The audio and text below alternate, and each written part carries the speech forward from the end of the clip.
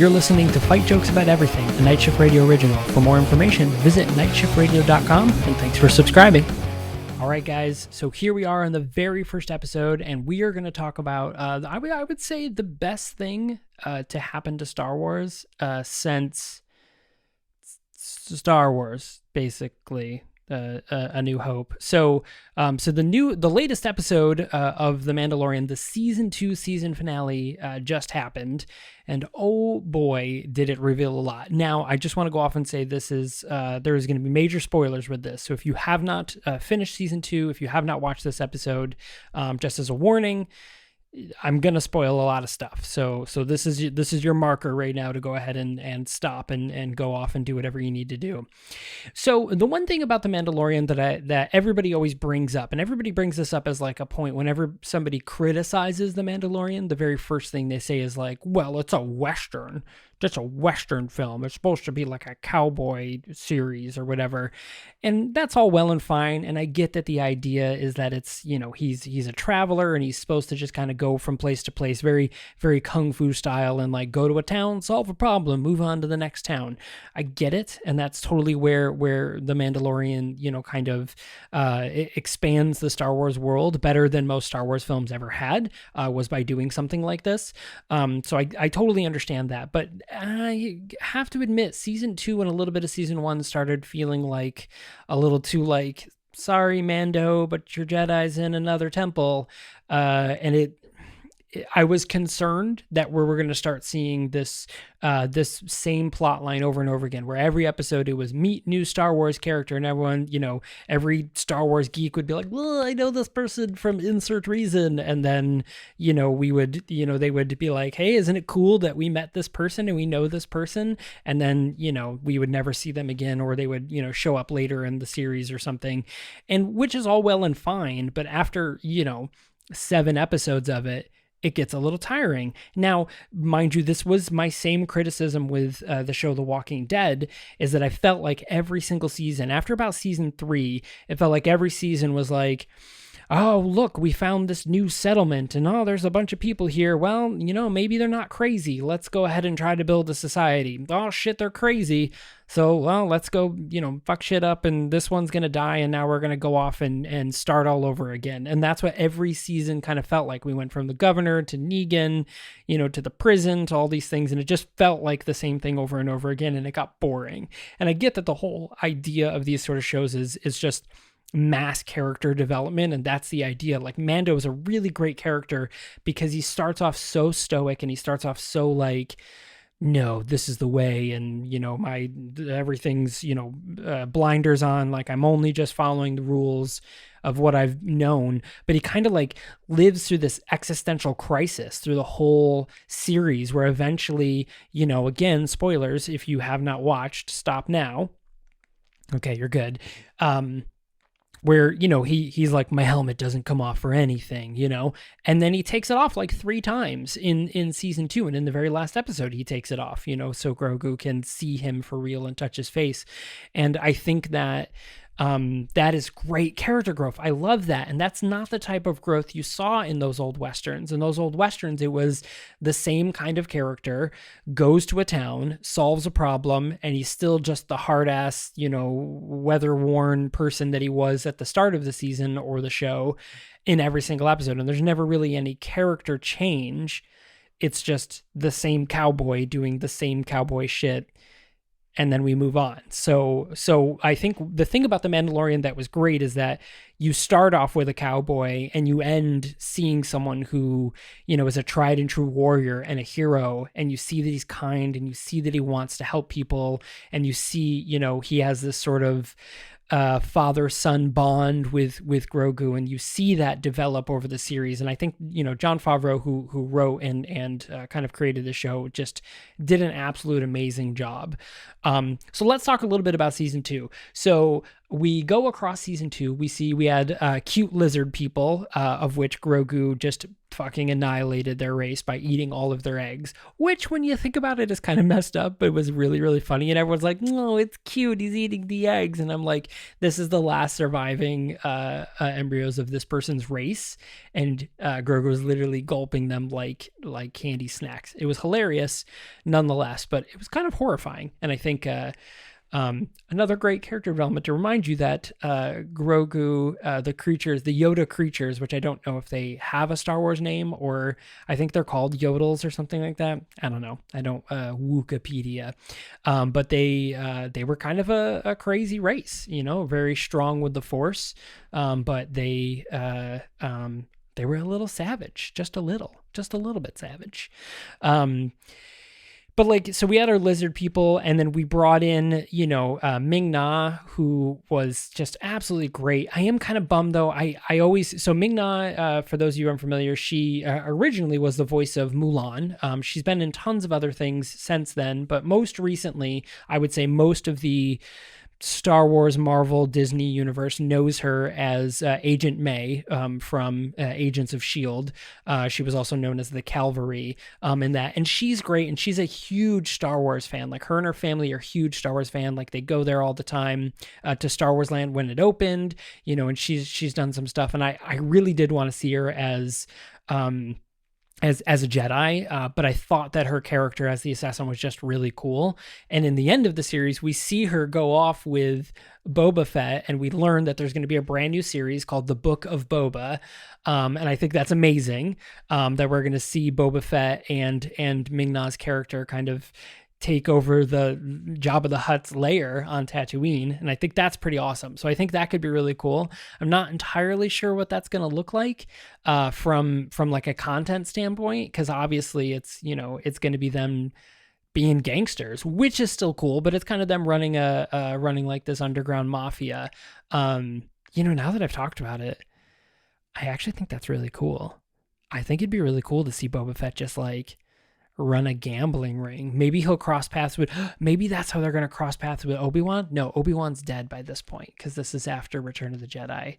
Because that's the other thing is, so this whole series takes place in between Return of the Jedi and The Force Awakens. So all of this is happening between the time that Darth Vader falls and Kylo Ren rises. So, something that we bring up is, the very end. So we're going to talk about the very end of season 2 is we see, so the whole plot line of season 2 was, we finally get to Ahsoka, and Ahsoka's like, look, this kid's awesome. He's great, which, by the way, awesome that Ahsoka's getting her own series, because that was kind of like one of those things that the films, they kind of like retconned that. Like, they went back to the Clone Wars and was like, oh yeah, and like during the Clone Wars series, like they created this really awesome character of Ahsoka who, trained under Anakin, and then, once Anakin kind of turned, she went off and just kind of was a Jedi all by herself, kind of doing her own thing.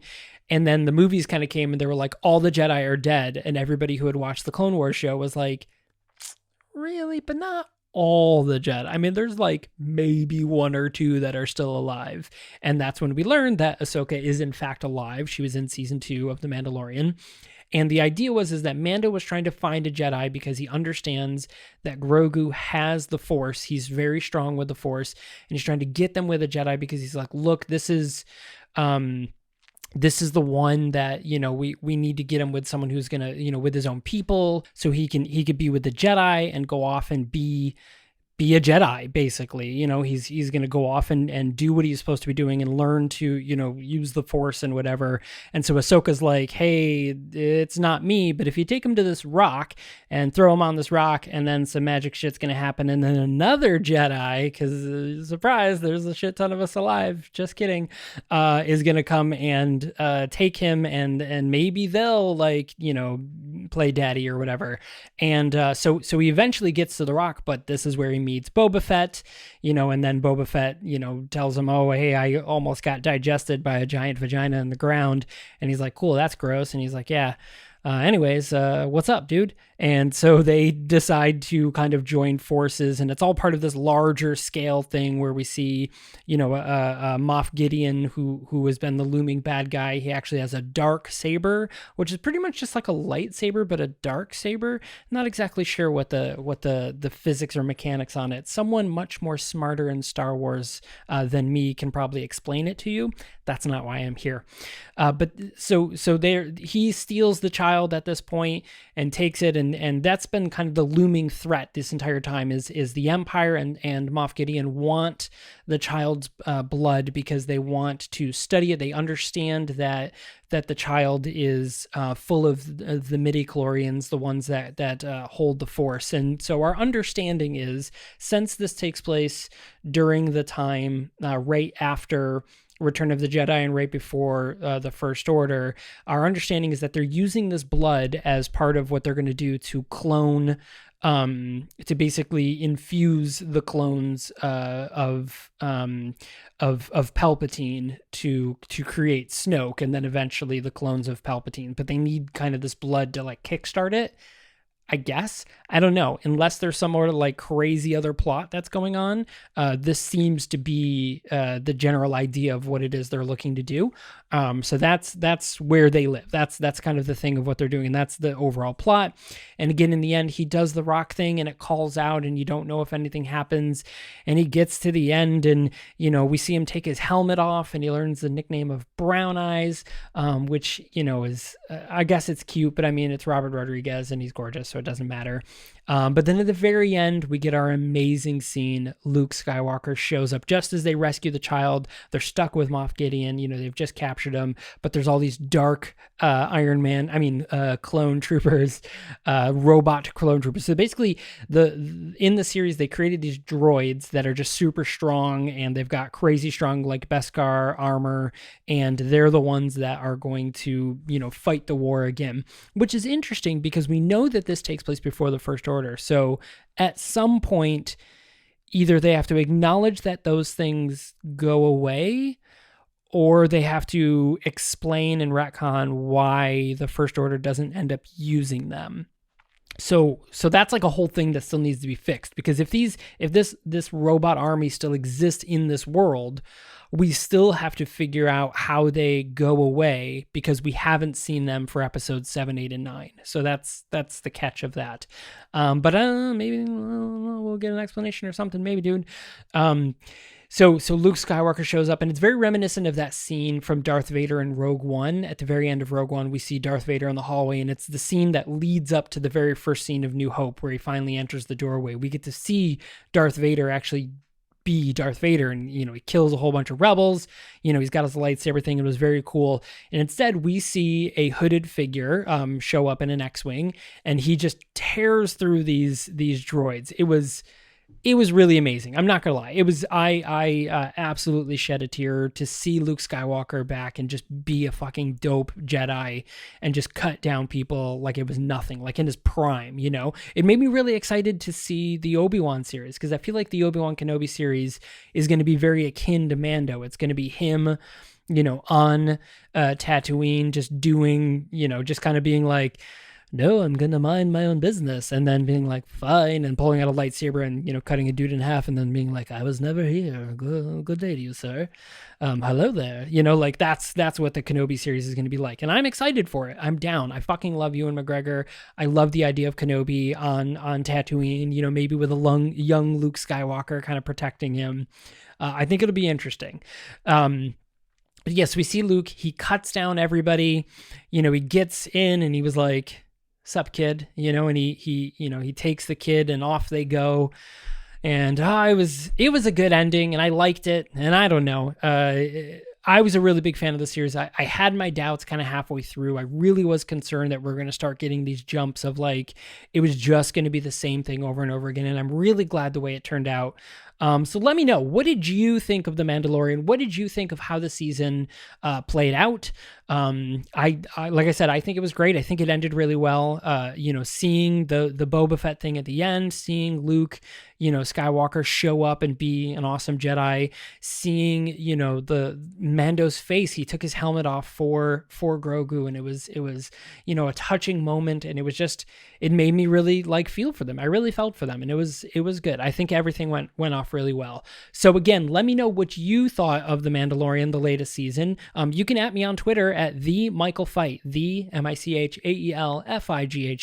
Of course, you can hit me up on Instagram as well. It's just Michael Fight there. And of course, if you have any more thoughts and you want to submit something, you can go to nightshiftradio.com, and there is a submission form there. You can reach out to us if you want to talk about this show, The Mandalorian, you want to talk about anything else, or you want to see any of our other shows. Nightshiftradio.com, really great place to go to see everything that's happening within the network. So what do you think, guys? What did you think of the first episode? Let me know. And while you're at it, leave a rating and review. It'd be super helpful. Anyways, thanks for joining me, and we'll see you Wednesday.